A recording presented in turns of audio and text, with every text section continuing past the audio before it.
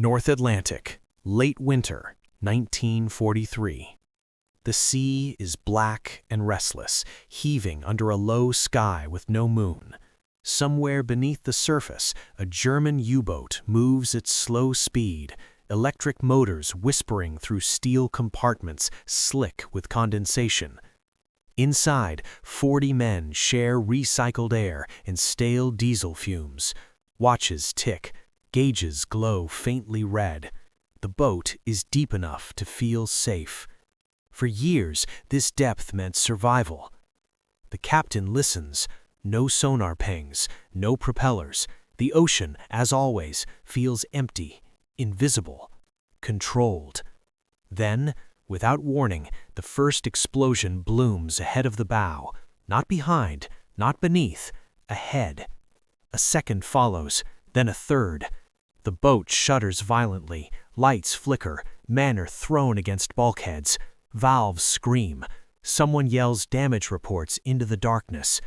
This is not a depth charge pattern they recognize. There was no warning, no sound to evade, no time to dive deeper. Above them, unseen ships are tracking their position with machines the crew cannot hear and weapons they cannot outrun. In this moment, something fundamental has changed. The Atlantic is no longer the U-boat's domain, and that realization had been years in the making. When the Second World War began in September 1939, Germany did not possess the largest navy in Europe. It did not need one. Its strategy for strangling Britain was built not on battleships, but on submarines, small, stealthy, and lethal in the vastness of the Atlantic. Admiral Karl Dönitz, commander of Germany's U-boat arm, had learned the hard lessons of the First World War. Surface fleets were vulnerable. Commerce was the true artery of power. Britain lived by the sea, and if that sea could be closed, the island would starve. Oil, food, raw materials, soldiers, all of it moved across water. The U-boat was the perfect instrument. By 1939, Germany had fewer than 60 operational submarines. That number was far below what Dönitz believed necessary, but he compensated with doctrine. U-boats would operate in packs. They would hunt at night. They would attack on the surface, where they were faster than most escorts and nearly invisible in darkness. One boat would shadow a convoy and radio its position.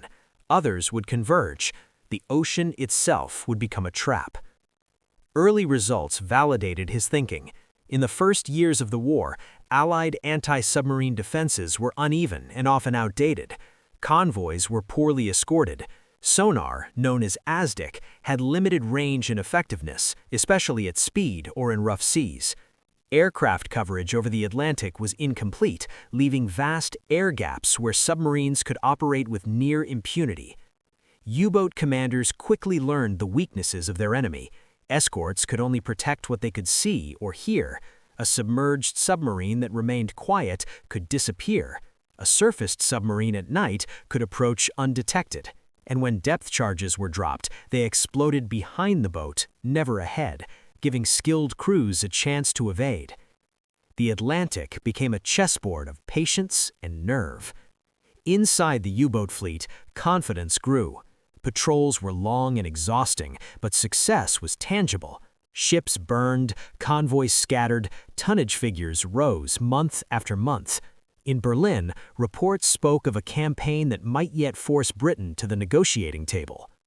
Even after France fell in 1940 and German submarines gained access to Atlantic ports like Lorient, Saint-Nazaire, and Brest, the momentum only increased. Shorter transit times meant longer patrols, more contact, more sinkings.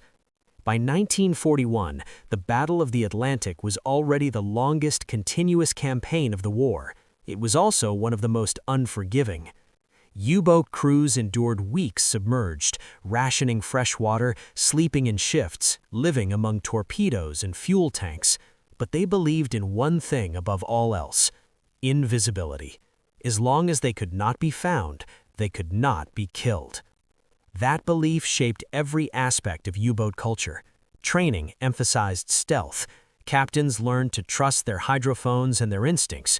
Crews learned to remain silent, even under attack, knowing that survival depended on staying hidden. And for a time, the system worked. But beyond the horizon, the nature of the war was already beginning to shift. Allied scientists, engineers, and naval planners were studying the same problem from a different angle, not how to hide, but how to see. And the tools they were developing would soon challenge the very assumptions that kept U-boats alive. The balance of the Atlantic War changed decisively in December 1941.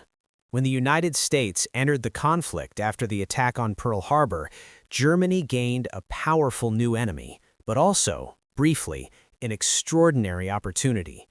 The American coastline was vast, its defenses unprepared, and its shipping lanes crowded with brightly lit, unescorted merchant vessels. Admiral Dönitz recognized the moment immediately. Operation Paukenschlag, Drumbeat, began in January 1942. German U-boats moved across the Atlantic and began attacking ships within sight of American cities. Tankers burned off Cape Hatteras. Freighters went down near Florida. At night, flames illuminated the coastline while shore lights remained on, silhouetting targets for submarine commanders watching through their periscopes. For months, sinkings outpaced losses by staggering margins. The U.S. Navy was learning under fire.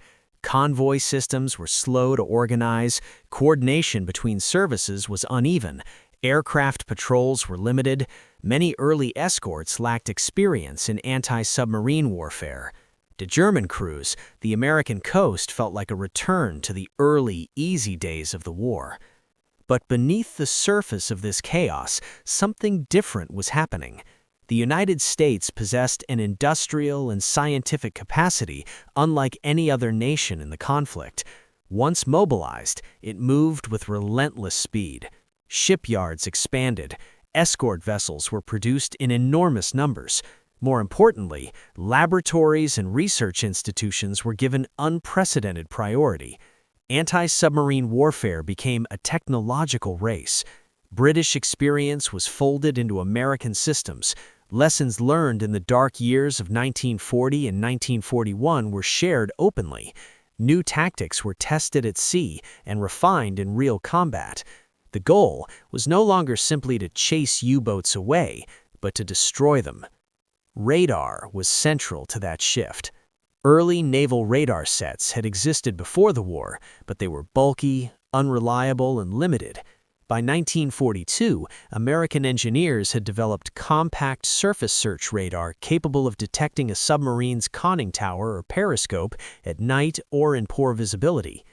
Crucially, these systems operated silently from the perspective of the target.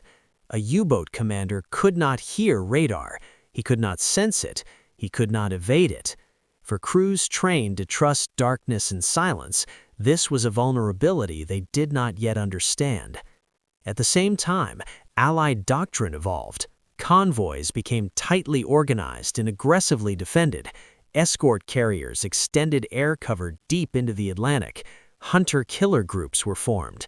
Mobile task forces not tied to a single convoy, free to pursue contacts relentlessly. And then there was the problem of weapons. Depth charges, the mainstay of early anti-submarine warfare, had fundamental flaws. They required precise estimation of a submarine's depth. They exploded behind the target, and even near misses often failed to inflict fatal damage. U-boats could survive dozens of attacks if luck and skill held. Allied planners wanted something different, a weapon that could strike ahead of the ship, a weapon that rewarded accurate detection, a weapon that gave submarines no warning and no time to escape. The answer came in the form of a spiked, mortar-like device mounted on the bows of escort vessels. It was called Hedgehog. By late 1942 and early 1943, radar, improved sonar, new tactics, and new weapons were converging at sea. Individually, each was dangerous. Together, they formed a system. And soon, German U-boat crews would encounter that system in combat, often without understanding what had found them or how. The stage was set for a confrontation that would redefine survival beneath the Atlantic. Life aboard a German U-boat was defined by routine, discipline, and endurance. Patrols often lasted 6 to 8 weeks, space was measured in inches, privacy did not exist. Every surface sweated with moisture as cold Atlantic water pressed against thin steel hulls. Food spoiled quickly. Fresh water was rationed. Men slept in shifts, often sharing bunks still warm from the previous occupants. Yet despite these conditions, morale in the early years remained high. U-boat crews believed themselves to be an elite. They were volunteers, trained extensively, and commanded by officers who were often young but highly respected. Success at sea reinforced this identity. Each sinking was logged, reported, and celebrated. Return to base meant recognition, rest, and often decorations. The most powerful comfort was psychological. The ocean hid them. Submerged, engines quiet, hydrophone operators listening intently, a U-boat could wait out almost any threat. Depth charge attacks were terrifying, but they followed familiar patterns. Explosions came from behind, pressure waves battered the hull. But if the crew stayed calm, adjusted depth, and remained silent, the attacker often lost contact. This experience shaped expectations. Darkness and depth were allies. Detection meant sound. Survival meant silence. Radar violated all of it. U-boat crews would later describe the shock of being attacked without warning. No aircraft overhead, no escorts visible through the periscope, no sonar pings echoing through the hull. One moment, the sea was empty. The next, explosions erupted with uncanny precision. The feeling was not just fear, it was confusion. For men trained to read the ocean by sound and sight, being found without either felt unnatural, almost unfair. It undermined confidence not only in equipment, but in the very instincts that had kept them alive. And that erosion of trust would have lasting consequences. Radar transformed naval warfare by changing the terms of detection. Unlike sonar, which relied on sound waves and could be masked or evaded, radar used radio waves reflected off solid objects. A submarine's conning tower, periscope, or even its surfaced hull could betray its position instantly. By 1942, Allied surface search radar sets had become small enough to be mounted on destroyers, corvettes, and aircraft. They operated at night, in fog, and in heavy seas. Most importantly, they provided continuous tracking. A radar contact did not fade when a ship maneuvered. It did not disappear when a submarine slowed. It allowed escorts to approach silently, maintaining contact until the moment of attack. From the U-boat's perspective, radar was invisible. German countermeasures lagged behind. Early warning receivers were crude and unreliable. Many boats went to sea without them. Even when fitted, they often detected radar too late to evade. The idea that an enemy could see in darkness without revealing themselves was deeply unsettling. The ocean, once vast and unknowable, was becoming transparent. Radar alone did not sink submarines. It was how it was used. Allied escorts learned to coordinate radar detection with sonar tracking, aircraft patrols, and disciplined maneuvering. Convoys became layered defenses. Aircraft forced U-boats to submerge. Radar found them on the surface. Sonar fixed their underwater position. Most importantly, escorts stopped reacting defensively and began hunting aggressively. Contact meant pursuit. Hours, sometimes days, were spent maintaining pressure. U-boats were denied rest, forced deeper, batteries drained. Each attack narrowed the margin for survival. The system was not perfect, but it was improving with every encounter. And waiting at the sharp end of that system was a weapon designed to exploit every second of contact. The Hedgehog was unlike any weapon U-boat crews had faced before. Mounted on the bow of an escort ship, it consisted of multiple spigot mortars that fired a pattern of small, contact-fused bombs forward of the vessel. Instead of sinking and exploding at preset depths like traditional depth charges, Hedgehog projectiles arced ahead and detonated only if they struck the hull of a submarine. If there was no explosion, it meant a miss. If there was an explosion, it meant a hit. This simplicity changed everything. For the attacking escort, Hedgehog allowed continuous sonar contact right up to the moment of firing. There was no need to pass over the target and lose contact. The submarine remained fixed on the display, its position constantly updated. For the first time, an anti-submarine weapon rewarded precision rather than saturation. For the U-boat crew, the experience was profoundly disorienting. There was no rolling thunder of depth charges behind them, no escalating pattern to measure, no time to maneuver between explosions. Hedgehog attacks were sudden, silent, and lethal. A single hit could rupture the pressure hull, ignite fuel, or trigger internal detonations. Survivors later described the fear of waiting in silence after an attack, hoping that no explosion meant they had been missed, knowing that a single dull thud would be the end. The Hedgehog did not merely destroy submarines, it shattered assumptions. Admiral Karl Dönitz was not blind to change. Reports from returning boats spoke of new dangers, of attacks without warning, of losses that felt inexplicable. But interpreting those reports within the scale of the Atlantic was difficult. For years, success had come from persistence. Losses were expected. The U-boat war had always been brutal. Dönitz believed that improved tactics and new submarine designs could restore the balance. He pressed for better warning receivers, improved torpedoes, and faster boats. But the pace of Allied innovation outstripped German response. Radar improvements came faster than countermeasures. Escort numbers increased faster than submarine production. Most critically, the Allied system was integrated, while German adaptations remained piecemeal. By early 1943, loss rates were climbing alarmingly. Crews were being lost faster than they could be trained. Veteran commanders were disappearing with their boats. The psychological toll was becoming impossible to ignore. Dönitz faced a reality he had long resisted. The Atlantic was no longer permissive terrain.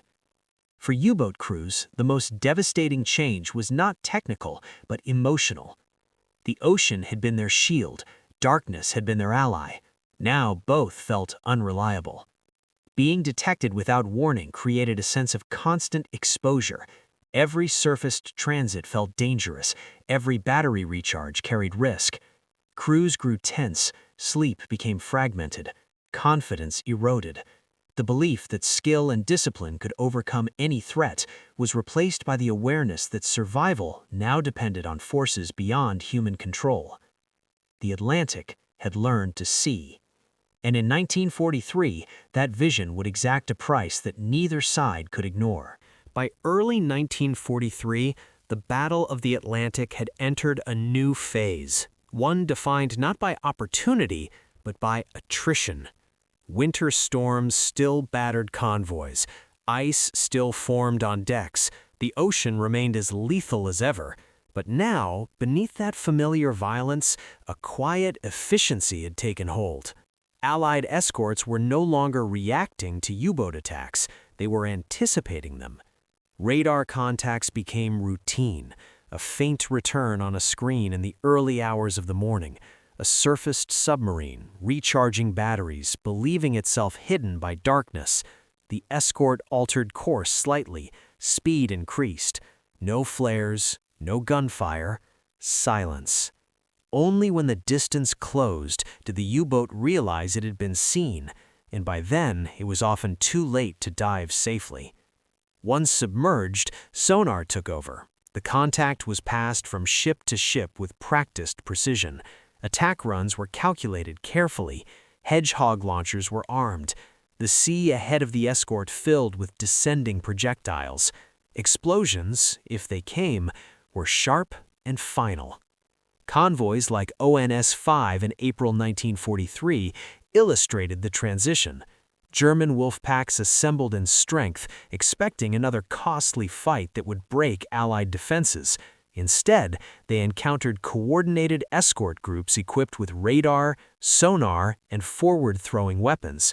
U-boats were detected early, driven off repeatedly, and hunted down when they persisted. Losses mounted. In one engagement after another, German submarines vanished without survivors. Radio signals went unanswered, scheduled position reports failed to arrive. In headquarters, operators marked boats as overdue, then lost. The change was not subtle, it was statistical. In March 1943, U-boats sank significant Allied tonnage, but at unsustainable cost. April was worse. By May, the pattern was undeniable. Entire patrols ended in silence. For crews still at sea, the evidence was visceral. Explosions came without warning. Escorts seemed to know exactly where to attack. Evasion tactics that once worked reliably now failed without explanation. Some commanders attempted desperate measures, crash dives, extreme depths, erratic maneuvers. Others avoided convoys altogether, but the ocean offered fewer and fewer places to hide. Each sinking reinforced a growing realization: the balance had tipped. And as the weeks passed, the Atlantic itself seemed to close in, turning from refuge to trap.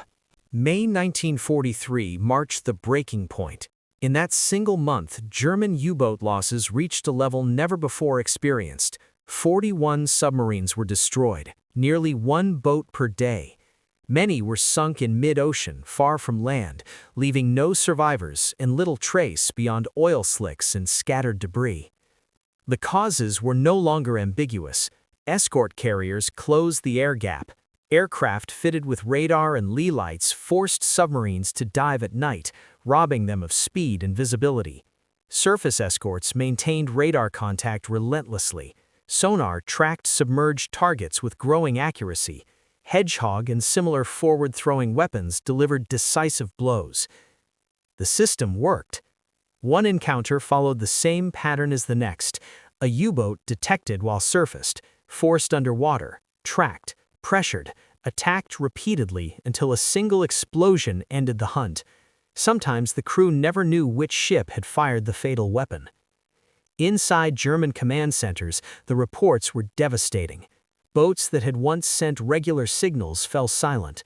Veteran commanders, men with years of experience, were lost with their crews. Training pipelines could not replace them fast enough. Admiral Dönitz faced an unavoidable truth: the U-boat arm was being destroyed faster than it could adapt. On 24 May 1943, he made the decision he had long resisted. German submarines were withdrawn from the North Atlantic. The great offensive that had promised to starve Britain into submission was over. For Allied sailors, the shift was just as profound. Convoys began to arrive intact, sinkings declined sharply. The constant tension eased, replaced with a cautious confidence that the sea lanes could be held. The Battle of the Atlantic was not finished, but its outcome was no longer in doubt. And as the wreckage settled on the ocean floor, the consequences of this turning point began to reshape the wider war. The immediate aftermath of the Atlantic turning point was measured in numbers, and those numbers told a clear story. By mid-1943, the German U-boat fleet had suffered catastrophic losses. Of the approximately 400 submarines deployed during the war, over 700 would eventually be destroyed, and more than 30,000 submariners would lose their lives. The losses of spring 1943 alone represented an entire generation of trained crews wiped out in a matter of weeks. For Germany, the effect was more than material, it was psychological. U-boat service, once regarded as an elite posting, became a near-certain path to death. Morale declined sharply, recruitment faltered. Surviving commanders spoke openly about the impossibility of their task. The ocean no longer felt neutral, it felt hostile. For the Allies, the shift was equally dramatic. Merchant shipping losses fell rapidly. Convoys grew larger and more frequent. Supplies began to move across the Atlantic in volumes that had once seemed impossible. Oil, food, vehicles, aircraft, and men flowed steadily into Britain and beyond. The strategic implications were enormous. Secure sea lanes meant sustained pressure on Axis economies. They enabled long-term planning rather than crisis response. Most importantly, They allowed the Allies to build toward offensive operations on a continental scale. Radar screens continued to glow in escort bridges. Hedgehog launchers remained loaded, but increasingly, they were tools of assurance rather than desperation. The Atlantic was still dangerous, submarines still prowled, but the balance of fear had shifted. And beyond the immediate relief, the consequences of this victory were already extending far beyond the ocean itself. With the Atlantic sea lane secured, the war entered a new phase, one defined by Allied freedom of movement. Shipyards in North America operated at full capacity, launching Liberty and Victory ships faster than U-boats could ever hope to sink them. Escort vessels multiplied, aircraft patrols expanded. What had once been a defensive struggle became a logistical engine powering every Allied front. The defeat of the U-boat threat made operations like the invasion of Normandy possible. Millions of tons of equipment crossed the Atlantic unimpeded. Troops trained, deployed, and redeployed without the constant fear of interception. The sea became a highway rather than a battlefield. Germany attempted to respond. New submarine designs were proposed, including the advanced Type 21, intended to restore underwater speed and endurance. Improved radar warning receivers were rushed into service. Tactics were revised. But these measures came too late. Production delays, Allied bombing, and the loss of experienced crews crippled their effectiveness. The technological gap had become structural. Post-war analyses from both sides reached similar conclusions. Radar, integrated with sonar, air power, and forward-throwing weapons, had transformed anti-submarine warfare from an art into a system. The Hedgehog, in particular, was credited with dramatically increasing kill probability by maintaining contact through the moment of attack. For German survivors, the lesson was harsh. The ocean no longer granted anonymity. Technology had stripped away the last sanctuary of invisibility. As the war moved toward its final chapters, the Atlantic faded from headlines, but its outcome remained decisive, quietly underpinning every Allied advance.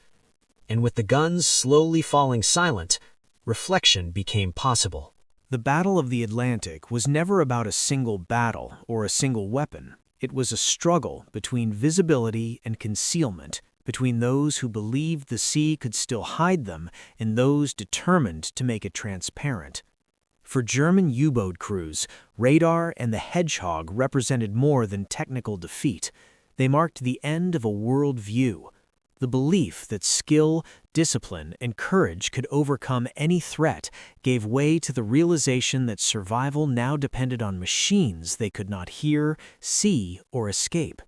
In the dark silence beneath the waves, that knowledge was devastating. For the Allies, the victory carried a different weight. It demonstrated that innovation, when integrated and applied relentlessly, could overcome even the most entrenched advantage. Radar did not win the Atlantic alone, nor did sonar, aircraft, or new weapons. It was the system, scientific, industrial, and human, that ultimately prevailed. Yet beneath the statistics and strategies lies a quieter truth. Thousands of submariners died without ever seeing their enemy. Thousands of merchant sailors crossed oceans, knowing a single unseen contact could end everything. Technology reduced uncertainty, but it did not remove fear. The Atlantic, once vast and unknowable, became mapped and measured, and in doing so, it changed the nature of warfare forever. In the end, the ocean did not choose sides. It simply reflected the age that passed over it, an age where invisibility vanished and survival belonged to those who learned to see first.